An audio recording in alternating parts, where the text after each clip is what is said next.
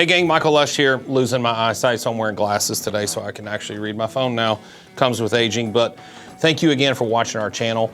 If you happen to like our content and find it valuable, the easiest and freest thing that you can do is actually hit that subscribe button, notification bell, so that when we pump out new content, you get notifications. Reading an article at CNBC about VA loans.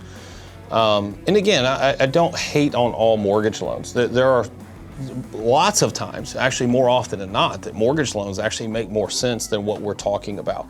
We're trying to attract a very specific person. One, they want to pay off their home fast or have access to capital. They want to reduce the amount of interest that they pay. They don't want to pay more than double the purchase price of their home. So we're attracting those clients, but the biggest thing is they have to be cash flow positive, meaning they make more money than they spend. And unfortunately, as I've said countless times on this channel, that is not the norm. The norm is that people are living paycheck to paycheck. So we're trying to attract a very narrow market. And so let me get back into this, the CNBC article about VA loans. And what they're referring to is this IRRRL. We call it IRRRL, interest rate reduction refinance loan. And obviously you have to be a veteran or family member of a veteran to get this VA IRRRL loan, spouse of a veteran. And it is a streamlined portion, so it's a faster way to get a VA loan. You already have a VA loan, so you're refinancing that VA loan. One of the benefits, depending on how you look at it, is the funding fee is cheaper on a VA IRRRL loan. So I think it's 0.5%, where typically it could be anywhere from 1 to 3.3%. The funding fee is in addition to the lender's fees. So this is a fee that goes to the VA. And it can be tacked on, many times it's tacked on to the principal amount that you owe. So here's some downsides to this. One, if you're a veteran or spouse of a veteran and you want to get the most efficient route to paying off your home and maintain access to your capital, I wouldn't recommend a VA loan, assuming you're cash flow positive, decent credit, et cetera. And depending on what your goals are, I wouldn't recommend any mortgage at all, including a VA loan. One of the things that I don't like about VA, but look, in order to keep the lights on and the doors open, they have to charge some type of funding fee. That's how VA makes money. And I've told lots of veterans before, it's like, just understand what you're getting into. One of the biggest draws to a VA loan when purchasing a home is it's 100% financing, so you don't have to put any money down. And assuming they're not disabled, they have a 3.3% funding fee. So let's say you're purchasing a $100,000 home, just for easy number's sake. Well, heck, let's just use real world numbers, okay? $500,000 home at 3.3%, you're financing over $15,000 on top of the $500,000. So now when you start month one into that home, you actually owe more than it was appraised for. So, or than the purchase price. It could appraise higher than that, but it's always the lower of the two. Whether appraisal could come in at 550, but if the purchase price was 500, they're going to go off of the purchase price. So, that's the downside of that, but I get it. It's a business. You got to make money and you got to keep the lights on. The other thing is, I noticed on this is not only was this article talking about the VA IRRRL loan, reducing your rate, potentially reducing your term. You don't always have to go back to a 30-year term. You could do a 15, a 20, sometimes even 25. But the biggest glaring thing about the CNBC article is it's not only telling you all the ins and outs of a VA IRRRL, it is also telling you who the best lenders are. And you got to understand the game with this. And they're listing, Navy Fed, USAA. Those are great credit unions for veterans, but they are the largest in the industry. And they paid, I guarantee it, and I don't know this for a fact, but the way this industry works is you pay for placement there. Whether you're on Zillow or any other place where, you're Redfin, or, referring to real estate, those are called rate tables, and these companies pay for placements on those. So it doesn't necessarily mean that they're the best. It probably means that they obviously close the most transactions throughout the country because they're giants in that industry, but that doesn't necessarily mean that they are the best VA lender for you. It just means they have enough in the piggy bank to pay for all these ads and all these articles.